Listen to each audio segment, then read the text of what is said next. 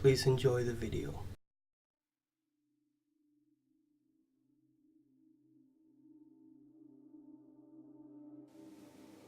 Italy is a beautiful place with rich history and historical monuments. The Mediterranean Sea surrounding the south and central parts of the country, and the wondrous Alps in the north. A place with its roots in the great Roman Empire and home of the Vatican. But where there is people, there will certainly be death. It started in the ancient city of Florence, a city of great population and known as the cradle of the Renaissance. The city and its surrounding province sits in Italy's northern Midwest. On August 21st, 1968, in a small town outside Florence, 32-year-old Barbara Locci sat with her secret lover Antonio Lobianco, 29 years old, in their car. Her 6-year-old son lay asleep in the back seat when an unknown assailant came upon the couple and shot them both with his .22 caliber Beretta, and thereby killing them. However, as the killer left the crime scene, the boy had woken up, and in shock he ran to a house for help. Another man was charged for this murder. However, as that same gun would later be used again, it is clear that Antonio and Barbara were the first victims of the brutal serial killer that would become known as the Monster of Florence. 6 years passed and memories had faded, when in 1974, 19-year-old Pasquale Gentilcore and Stefania Pettini, 18, would meet the monster. The teenage sweethearts sat in their car not far away from a notorious disco called Teen Club. The two teenagers was making love and their passions was flowing. The couple had mentioned a creepy guy following them and spying on them only days before they would find themselves in that car, on that road, on that night, sharing their young spirited passions. During the act of sex, a man came upon the car and the young lovers before he shot them both, killing them right then and there. But this time the monster wanted more. This time he let out all his sick, sadistic passions on the body of 18-year-old Stefania.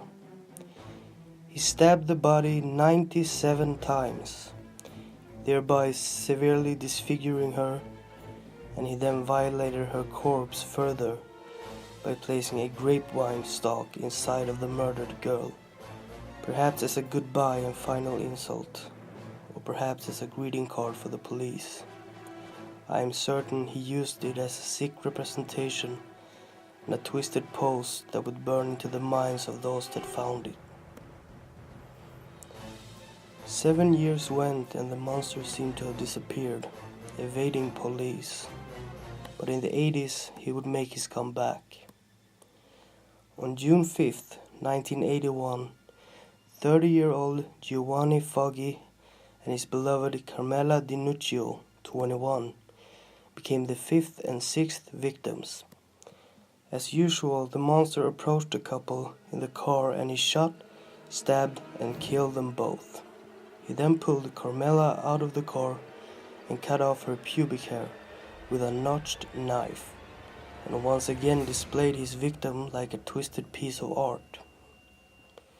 A man was heard talking about the murders before the bodies had been discovered and was put in jail, but the killer struck again, thereby exonerating him. A few months later, a week before Halloween on October 23, 1981, the due-to-be married couple Stefano Baldi, 26, and Susanna Cambi, 24, was approached by the monster. They were shot and stabbed to death by the unknown killer. Like last time, the monster cut off Susanna's pubic hair, posing her freshly stiff corpse to the world, as well as making disturbing phone calls to Susanna's mother, saying he wanted to talk to her daughter. A few months had passed when the monster came back for more blood on June 19, 1982.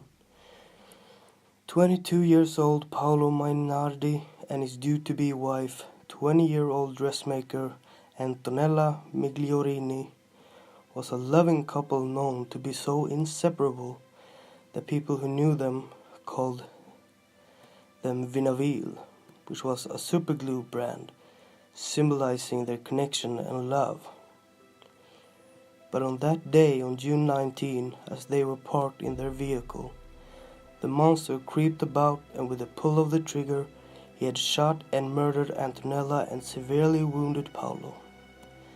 The monster tried to hide the car in a patch of trees, but lost control of the vehicle and ran off to destinations known only to the monster himself. This time the monster did not mutilate or humiliate the body of his female victim, which, in all darkness, was a small thing to be thankful for. But Antonella was still dead. Paolo was picked up by medics, but he too soon succumbed to his injuries, and the holes of destruction the monster had produced inside Paolo eventually did good on their mission. A little more than a year passed, and the people of Florence and its surrounding rich history and beauty must have just been waiting, hoping the monster would be caught before it could kill and destroy once again. On September 9th, 1983, two German seniors of fine arts had traveled to Italy to celebrate an important scholarship, and the world was now theirs to conquer and influence.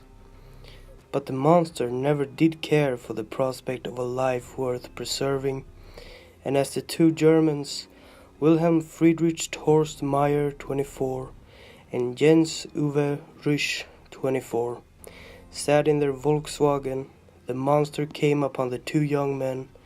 Believing Jens was a female for his long blonde hair, he once again pulled the trigger of his destructive forces, and must have then realized that Jens was not a female. Then he left the scene, perhaps in frustration because it was the females he was after, or perhaps he knew that Jens wasn't a female, but his itch for terror and power drove him to remind everyone that the monster was still around and no one is safe. It was later discovered that the two men were lovers because homosexual pornography was found in their vehicle, suggesting that they were gay. Maybe it's the love and connection between people he wanted to destroy. Maybe his anger came from rejection, and therefore he would take out his frustrations on the female corpses. Or maybe they were not frustrations, but rather an expression of his inner sadism. Of course, those are just speculations on my part. Almost a year went by without the monster appearing, but like so many times before, the monster within the mind of the man was just hibernating. On July 29, 1984, young sweethearts Claudio Stefanecci, a 20-year-old law student, and Pia Gilda Rontini, a 18-year-old cheerleader and barmaid, was to be the next target of the monster. Pia had confided in a friend that an unpleasant man had been bothering her at her work as a barmaid, and hours before they were murdered, there were reports of a strange man stalking them in an ice cream parlor. Later, as the two sweethearts were sitting in Claudio's vehicle near a woodland that evening, the monster, now a seasoned and experienced master in the arts of cold-blood murder, struck for the penultimate time. The monster shot and stabbed the pair, killing them both in a bloody, chaotic scene of pure mayhem. The monster had more to do this time, however. After he as usual removed the young woman's pubic area, He had something more in mind. The monster cut and sliced Pia's left breast off and brought it with him for reasons no healthy mind can comprehend.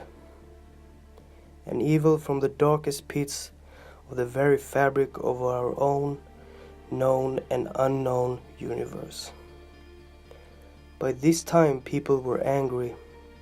Several suspects had been brought in and a few had even been jailed, but as the monster kept coming back to illustrate his presence to the world, the man claimed to be the monster was released. So suspects came and went, but by this time the monster, whoever he was still roaming in the shadows. On September 7th to the 8th, 1985, the monster made his grandiose finale of sadism known to the world. Two French tourists camping in Italy would experience what no fiction could ever produce. Jean-Michel Cravieccilli, a 25-year-old musician, was along with his lover Nadine Moriot, a 36-year-old trading woman, tucked in for the night in their tent. As they heard a scratch against the wall of the tent and a small hole being produced by a sharp knife, they decided to swiftly open the tent. The couple had fallen right into the killer's trap as he was waiting just outside and firing as soon as the couple stepped outside. Nadine was struck in the head and died instantly. Jean, however, was struck in the wrist, and in a terror-filled panic, he bolted and ran for the trees. The Monster of Florence caught up with the man in a patch of trees and proceeded to slice the man's throat so brutally that the blood would spray the trees red and almost decapitate the young man. After Jean had been left on the ground, only patches of skin and flesh holding his head to his body, the monster went and performed his usual ritual of removing Nadine's pubic area, and just like last time, he carved out the woman's left breast and brought it with him. A few names have stuck out in the investigations through the years, like Pietro Pacciani, the farmer, who was known as a peeping Tom.